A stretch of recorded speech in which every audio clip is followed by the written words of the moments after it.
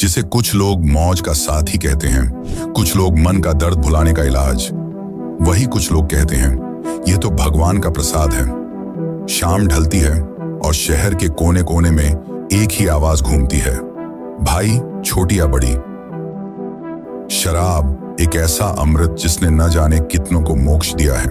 हमारे शास्त्रों में भी कहा गया है, सोम सोमपाणम प्रियते देवये, अर्थात सोम यानी शराब देवताओं को प्रिय है, जिसे इंद्र समेत कई देवता मजे के लिए पिया करते थे।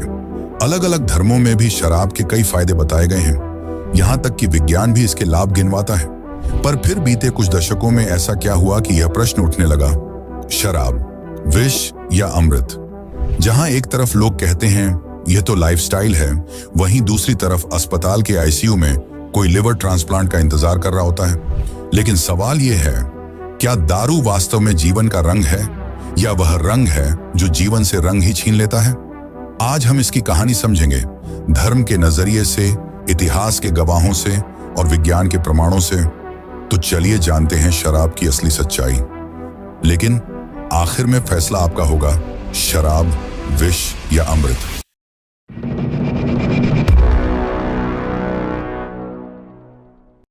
आज से कई वर्ष पूर्व न अस्पताल थे, न दारू के ठेके, लेकिन नशा फिर भी था। देवता भी करते थे और असुर भी। न वह विस्की थी, न वोडका, न रॉयल स्टैग, पर कुछ था जो मंदिरा कहलाया, कुछ जो सोमरस बना और कुछ जो विष बनकर निकला। पुराणों में वर्णित एक दिव्य घटना है, समुद्र मंथन। न यह केवल एक ऐतिहासिक कथा है और न ही सिर्फ धर्म ग्रंथों की कल्पना। यह उस शाश्वत संघर्ष का प्रतीक है जिसमें देवता और असुर, यानी चेतना और वासना, संयम और भोग, आत्मा और शरीर, दोनों मिलकर एक ही लक्ष्य की ओर बढ़ते हैं, अमृत की प्राप्ति। समुद्र मंथन में मंदराचल पर्वत को मथनी बनाया गया, वासुकी नाग को रस्सी और स्वयं विष्णु भगवान ने कूर्म अवतार लेकर पर्वत को स्थिर किया। लक्ष्य एक ही था, अमृत। परंतु पहले जो बाहर आया वह था हलाहल, ऐसा विष जो न तो पिया जा सकता था और न ही फेंका जा सकता था। उसकी तीव्रता इतनी प्रचंड थी कि वह संपूर्ण सृष्टि का अंत कर सकता था।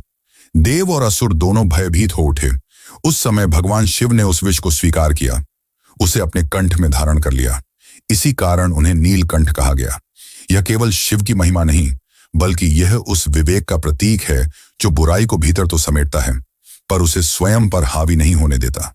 परंतु यह भी विडंबना थी कि जहां विष देवताओं को मिला, वहीं नशे का पहला रूप, मंदिरा, असुरों को प्रदान किया गया। यह संयोग नहीं था, संकेत था। असुर भोग में विश्वास रखते थे, वे इंद्रिय सुख के पीछे भागते थे, इसलिए उन्हें मिला आनंद का मायाजाल। मंदिरा न केवल इंद्रियों को लुभाने वाली थी, बल्कि धीरे धीरे चेतना को ढकने वाली भी। वेद में जिसका वर्णन इस प्रकार किया गया है, सोमम मन्यते पपिवान अमृतम, सोमम मन्यते पपिवान ब्रह्म। जो सोमरस का पान करता है वह मानता है कि उसने अमृत पी लिया, स्वयं ब्रह्म ज्ञान को छू लिया। सोमरस एक औषधीय, आध्यात्मिक और मानसिक शक्ति देने वाला पेय था। संयम, साधना और यज्ञ की अग्नि में पवित्र होने के बाद ही इसकी प्राप्ति होती थी। यह केवल रस नहीं था, यह एक स्थिति थी, दिव्यता की, जागरूकता की, शक्ति और ज्ञान की। अब प्रश्न उठता है, जब समुद्र मंथन में अमृत भी निकला और विष भी, तो क्या शराब एक दिव्य वरदान है या अंधकार का दरवाजा?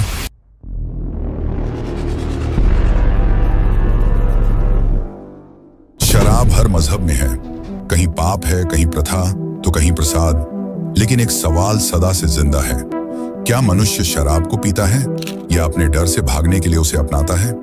दुनिया के सभी मेजर धर्मों और सभ्यताओं में शराब का जिक्र है। कभी उसे पुण्य या प्रसाद बताकर भगवान से जोड़ा जाता है, तो कभी पाप बताकर राक्षस से। शराब को अच्छे से समझने के लिए हमें यह जानना होगा, इससे दुनिया के अलग अलग धर्मों में किस तरह देखा जाता है। क्रिश्चियनिटी यानी कि ईसाई धर्म में शराब का सीधा संबंध प्रभु यीशु मसीह से जोड़ा गया है। यह मेरा रक्त है, इसे लो और पियो मेरी स्मृति में। बाइबल के इन शब्दों ने शराब को एक पवित्र अनुष्ठान का रूप दे दिया। लास्ट सपर में शराब को प्रभु के बलिदान का प्रतीक माना गया। आज भी कैथोलिक चर्च में होली कम्युनियन के दौरान शराब दी जाती है। एक भक्तिपूर्ण विधि के रूप में। इस्लाम में स्थिति बिल्कुल स्पष्ट है, शराब हराम है। कुरान सूरह अल माइदा में लिखा है, हे विश्वास रखने वालों, निश्चित ही शराब, जुआ शैतान के कार्य हैं, इनसे दूर रहो। हालांकि प्रारंभिक इस्लामी इतिहास में कुछ स्कॉलर्स ने यह भी कहा कि शराब पर प्रतिबंध धीरे धीरे लागू हुआ। पहले केवल सीमित मात्रा में अनुमति थी, पर जब देखा गया कि यह चेतना को भ्रमित करती है तो उसे पूर्ण रूप से बैन लगा दिया गया। हिंदू धर्म में शराब को लेकर न तो पूरी तरह मनाही है और न ही इसे पूरी तरह स्वीकार किया गया है। यह बात संदर्भ पर निर्भर करती है। तांत्रिक साधनाओं में शराब, मद्य को पंचमकार, मध्य, मांस, मछली, मुद्रा, मैथुन में से एक माना जाता है। यह साधक की इच्छाओं को नियंत्रित करने और बदलने का प्रतीक है। किंतु हमारे धर्मशास्त्रों मनुस्मृति में चेतावनी भी दी गई। मद्यपान से विनाश होता है, धर्म का पतन होता है और ज्ञान नष्ट हो जाता है। भगवत गीता में संयम और इंद्रियों पर नियंत्रण की बात कही गई है और योगियों व ब्राह्मणों के लिए शराब पीना पाप बताया गया है। सभी धर्मों ने शराब को या तो भगवान का वरदान माना या शैतान का जाल, मगर इंसान ने हर युग में इससे छोड़ा नहीं। तो सवाल यह नहीं है कि शराब किसने दी, सवाल यह है कि हमने उससे अपने जीवन का कौन सा रूप दे दिया। कभी प्रसाद, कभी पाप, कभी प्रेम का पहला पैग, कभी बर्बादी का आखिरी जाम। लेकिन आखिर में सवाल वही रहता है, शराब विष थी या अमृत?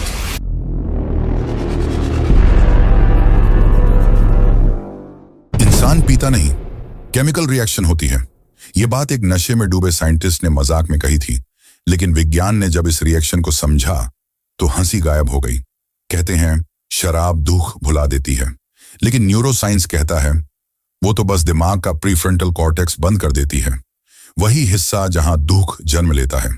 तो क्या शराब एक चादर है जो सच को ढक देती है, या एक आईना है जिसमें इंसान अपने असली रूप में आता है? जब शराब हमारे शरीर में जाती है तो उसमें मौजूद एथेनॉल सीधा असर करता है हमारे मस्तिष्क के दो केंद्रों पर, GABA और डोपामिन। एक हमें शांत करता है, दूसरा हमें खुश करता है। GABA कहता है सब ठीक है और डोपामिन कहता है वाह क्या मजा है। और इसी मजे की तलाश में हम बार बार उसी गलती को दोहराते हैं। शुरुआत में सब आसान लगता है, हल्की झंकार, हंसी, खुलापन, एक खूबसूरत फरेब। पर जैसे जैसे मात्रा बढ़ती है, शरीर बहकता है, जुबान लदखदाती है, आंखें धुंधली हो जाती हैं और फिर आता है वो मोड़ जहां स्मृति शून्य हो जाती है और शरीर खुद को भी नहीं पहचान पाता। हर पैग एक वादा करता है, खुशी का, सुकून का, राहत का, लेकिन उसका ब्याज हमारा लिवर चुकाता है। मस्तिष्क सुकड़ता है, याददाश्त गुम होती है और दिल की धड़कन भी अपना लय भूल जाती है। विश्व स्वास्थ्य संगठन कहता है हर साल शराब के कारण 26 लाख लोग मरते हैं, जो कि टीबी, HIV और डायबिटीज तीनों को मिलाकर मरने वालों से भी ज्यादा है। और सबसे खतरनाक बात, यह सब धीरे धीरे होता है, शांति से, चुपचाप, जैसे कोई जहर फूल की तरह महक रहा हो। किसी के लिए यह नशा है, किसी के लिए जरूरत, और कई बार यह जरूरत शरीर नहीं दिमाग पैदा करता है। शरीर को आदत नहीं होती, दिमाग को होती है। डोपामिन की मार ऐसी है कि इंसान फिर से वही अनुभव चाहता है, बार बार, हर हाल में। कई बार हम सोचते हैं थोड़ी सी तो ठीक है ना, रेड वाइन हार्ट के लिए अच्छी है, ये तो सुना ही होगा। पर वही विज्ञान कहता है कोई मात्रा सुरक्षित नहीं है। थोड़ी सी राहत बहुत बड़े नुकसान का रास्ता खोल सकती है। मर्दों और औरतों पर इसका असर अलग होता है। महिलाओं में शरीर शराब को धीमा प्रोसेस करता है और असर ज्यादा गहरा होता है। कुछ लोगों के जीन ही ऐसे होते हैं कि एक पैग ही उन्हें उल्टी और चक्कर की कगार पर ले आता है।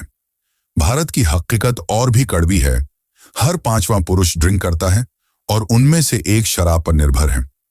पिछले 7 साल में शराब की खपत 38% बढ़ी है।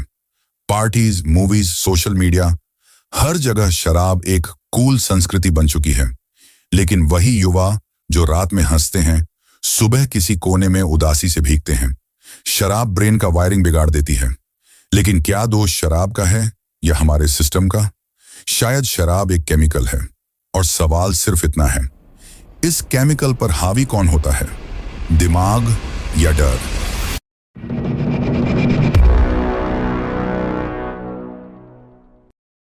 दुख तो सबके पास है, किसी के लिए शराब मरहम है तो किसी के लिए वही दुख का असली कारण। कहते हैं बस शराब वो दोस्त है जो गम में साथ नहीं छोड़ती, लेकिन क्या दर्द का साथ निभाना ही इलाज होता है? कभी देखा है उस इंसान को जो खामोश बैठा है, एक ग्लास लिए, अकेला, उसके चेहरे पर सुकून है या बेचैनी? तो आज पूछते हैं, शराब क्या तू वाकई दोस्त है या बस दर्द का एक और नाम? लोग पीते हैं ताकि गम धुंधले हो जाएं, ताकि कुछ देर के लिए रातें हल्की लगें, ताकि उस शख्स की याद कम लगे। पर विज्ञान कहता है शराब बस थोड़ी देर के लिए दर्द को सुन्न करती है और फिर उसे और गहरा कर देती है। 1 में से 3 डिप्रेशन के शिकार लोग नियमित रूप से शराब का सेवन करते हैं, पर शराब न सेरोटोनिन बढ़ाती है न समाधान देती है। वो बस एक नकली मुस्कान पहनाती है और अंदर की चीखों को और गहरा करती है। खुशी का हार्मोन घटता है और अकेलापन बढ़ता है। जो दुख से भागता है वो कभी मुक्त नहीं होता। गीता कहती है, दुख को समझो, पार करो, भागो मत।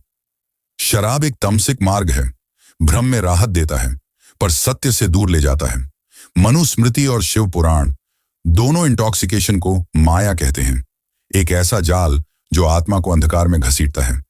एक आदमी जो हर शाम ऑफिस से लौटकर अपने गम एक ग्लास में घोलता था, सोचता था थोड़ी राहत मिलती है। सालों बीते, गम वहीं रहे, मगर उसकी आंखों का उजाला चला गया। अब भी जब वो ग्लास उठाता है तो बस एक चीज याद आती है, उसके बच्चे जो हर घूंट के साथ थोड़ा और उससे दूर चले जाते हैं। शराब ने दर्द को धो दिया या दर्द ने शराब को जन्म दिया? शायद दोनों एक ही सिक्के के 2 पहलू हैं, लेकिन जब अगली बार दर्द आए तो सवाल सिर्फ इतना होगा, दर्द से गुजरना है या उसे बहाने के लिए एक और घूंट चाहिए?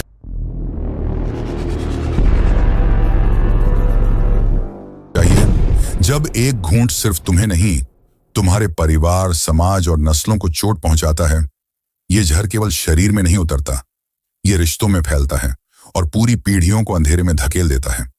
2024 तक भारत में 16 करोड़ से अधिक लोग नियमित शराब पीने वाले बन चुके हैं। हर साल 3 लाख से अधिक मौतें लीवर फेल होने से, सड़क हादसों में या शराब से जुड़े अपराधों में। घरों में तूफान, बचपन में डर और दर्द। 40% घरेलू हिंसा की जड़ शराब। बच्चों के मानसिक तनाव का बड़ा कारण माता पिता की लत। एक पैक जो केवल स्वाद नहीं लाता, वो लाता है रोना, छिपाना और बर्बादी। शादी हो या शोक, जश्न हो या गुस्सा, हर जगह एक ही हल, शराब। एक सामाजिक प्रवृत्ति बन चुकी है। थोड़ा एंजॉय तो बनता है ना यार। ये मजाक नहीं है, ये एक सामाजिक सम्मोहन है जिसमें हम हर जश्न को बर्बादी के दरवाजे से जोड़ने लगे हैं। एक नशा सिर्फ एक व्यक्ति को नहीं, उसके 4-5 परिजनों को भी चोट पहुंचाता है।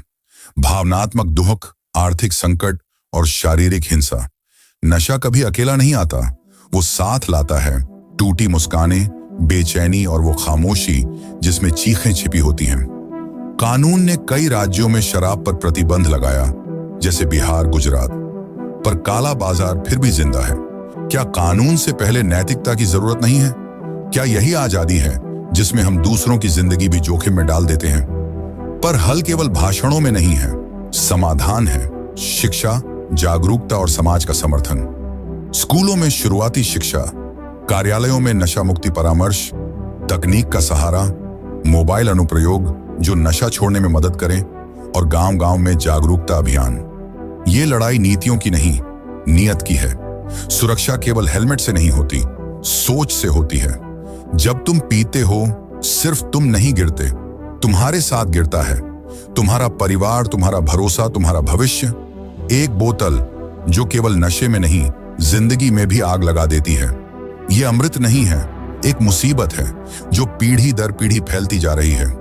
ये कोई देवता नहीं, ये एक राक्षस है जो सुकून के कपड़े पहनकर हमारे सामने आता है।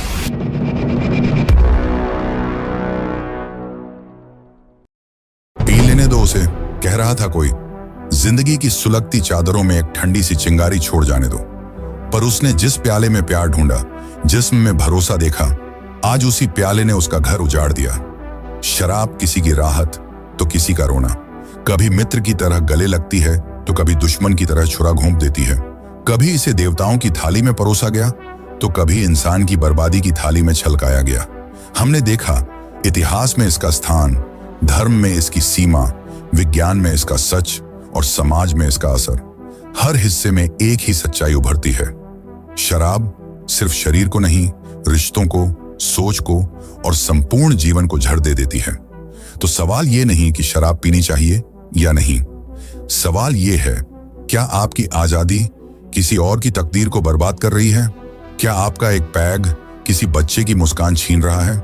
क्या आप शराब पर काबू रखते हैं या शराब ने आपको बांध रखा है? अब फैसला आपका है।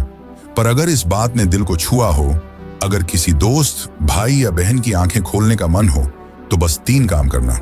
लाइक करो ताकि ये आवाज और ऊंची गूंजे, कमेंट करो शराब साथी या सर्वनाश, और सब्सक्राइब कर लो